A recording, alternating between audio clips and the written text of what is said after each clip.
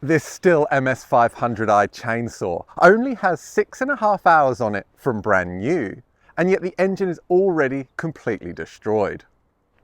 And this common mistake that they made can happen just as easily to you and your chainsaw. However, in today's video, I'll save you that huge repair bill and the frustration that will go along with it. I'll talk you through the exact cause of the engine damage, how you can easily avoid it yourself, how to interpret piston scoring to identify the reason for engine failure, as well as share some important tips and tricks that you can implement right away on your chainsaws. How many times have you thought to yourself, I really should sharpen my chain, but you continue to cut anyway? It doesn't cut great, but you lean on the saw, you get the job finished, and you don't give it a second thought. However, every time you cut with a dull chain, the engine temperature rises. And if it gets too hot, that piston will expand beyond its design tolerance, it will contact the cylinder wall, and it will destroy your engine. And in this case, that's exactly what's happened here, to what would equate to less than a day's worth of cutting from brand new. A dull chain increases engine temperature for two important reasons. Firstly, the teeth won't bite into the wood, so it allows the engine to rev much higher. And secondly, of course, the cut will take much longer at these elevated engine speeds. And I'm going to cover some really important sharpening tips later in the video that you can implement right away on your chainsaws. But before that, I want to quickly teach you how to identify, based off of the way the piston is scored, the exact cause of engine failure. These vertical score marks on the piston may seem completely random at first, but actually it's not the case, and they give you a great indication as to what went wrong. So let's start off on the intake side of the piston.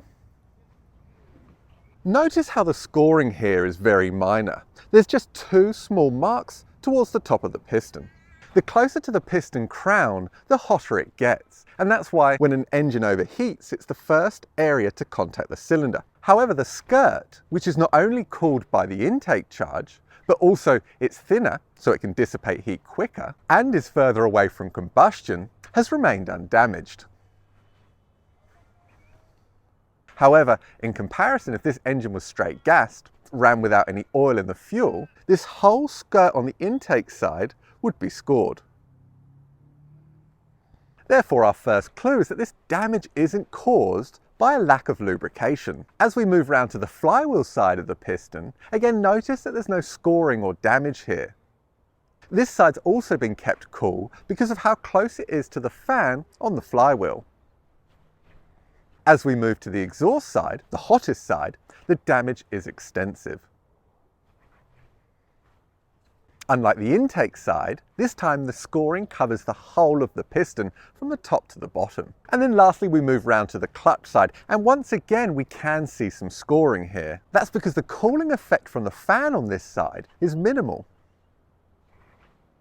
Therefore, it's very difficult for the piston and cylinder to dissipate the heat, and that's the result. So from this piston alone, we've learnt some incredibly important facts about how this engine damage occurred. Firstly, the saw was unable to dissipate the heat generated quickly enough. Secondly, the piston expanded beyond its design tolerance, contacting the cylinder. That caused friction and in turn more heat. The smeared aluminium eventually trapped the piston ring in their grooves.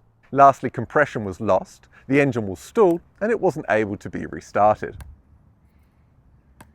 Before we move on, if this video has helped you so far, I ask that you give it a thumbs up, leave a comment in the comment section below, and consider subscribing too. It really helps the channel grow, and it doesn't cost you anything.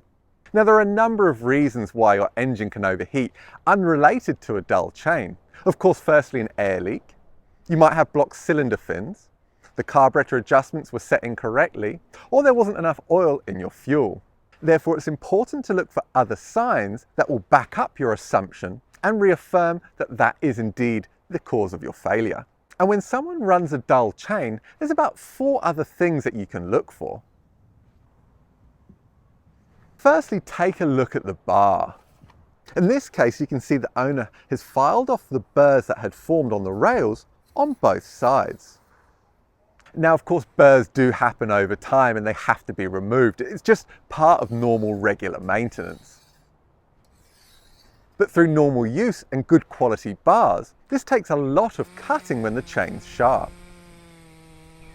When you use a dull chain though, of course you have to lean on the saw excessively, and that contact between the bar and chain creates friction and then wear, requiring you to maintain them much more frequently. And it's also worth noting that for only 6 hours of use, a lot of the powder coat on this bar is missing.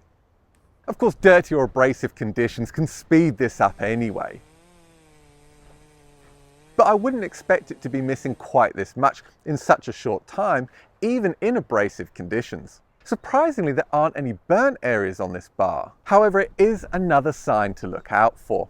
And it's important here that you don't mistake the induction hardening process from the factory as misuse or overheating. Induction hardening leaves a consistent thin blue strip all around the circumference of the bar. It's the uneven patches of discoloration we want to look out for. Now, unfortunately, I don't have his original chain, but it's another really important thing to look at. Besides the obvious of the teeth being dull, look at the base of the links closest to the bar for damage. Most chainsaw chains have horizontal lines that act as wear indicators that you can use as a reference. One other really useful sign of a dull chain is to note the condition of the rubber strip, if it's present, between the air filter housing and the plastic top cover. Over time, that piece becomes creased and indented because of the plastic top cover digging into it whenever you lean on the saw. However, after just 6 hours of use, there shouldn't be any signs of wear there if the chain was kept sharp. It's just one more indicator that you can use to reaffirm your initial suspicions.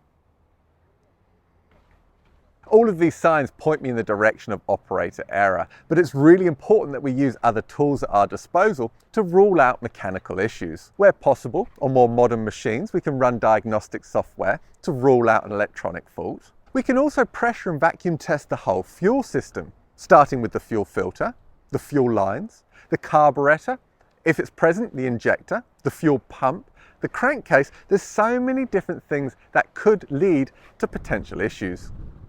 And this is why I recommend every mechanic or passionate hobbyist to get themselves a pressure and vacuum tester. In this case, I use a MightyVac. I've put links in the description below for you to this tool, as well as many of the other ones I use as well. Here are 5 really useful sharpening tips that will allow you to get and keep your chain sharp to avoid this engine damage. Firstly, for homeowners, file guides are your best friend. They allow you to put your full focus on holding the file angle and not where it sits in the tooth.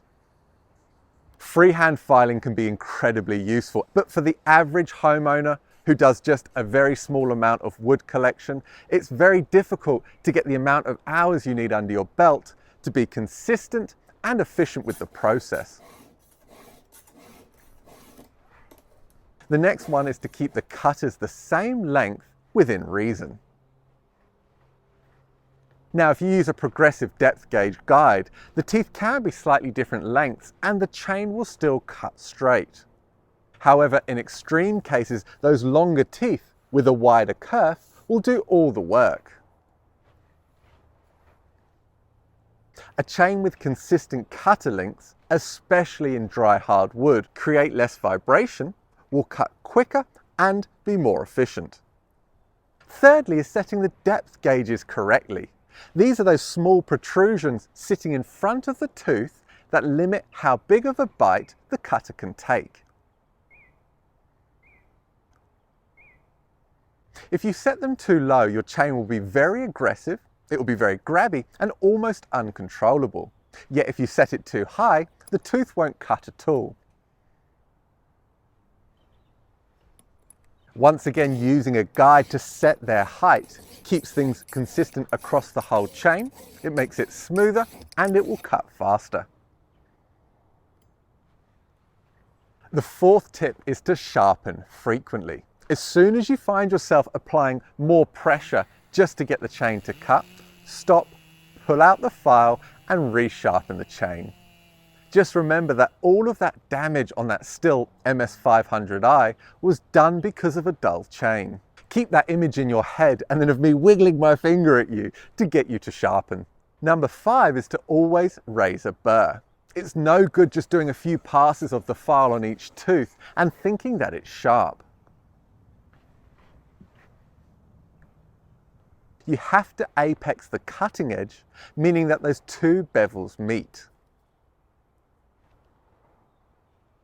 And when that does happen, a fine wire edge will appear on top of the tooth, and that's your indication that that area is sharp and you want it across the whole face of the cutter, not just in certain areas.